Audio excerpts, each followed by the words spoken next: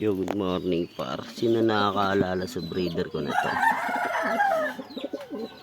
Siya yung nanay ng brown. Laging pinipisa na ito, isa lang. Kahit buhay pareho, isa lang. Tapos ginawa ko na itao kahapon. Ganun na naman yung gagawin niya. Papatayin niya isang inakay niya. Tinanggal ko sa itlog. Ayan o. Dalawa yan par. Nanay to na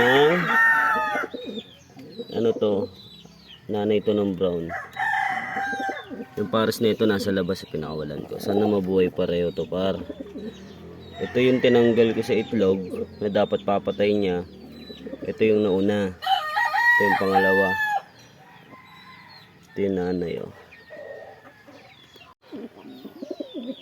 May video sana ako nun eh, na nandito pa siya sa shell.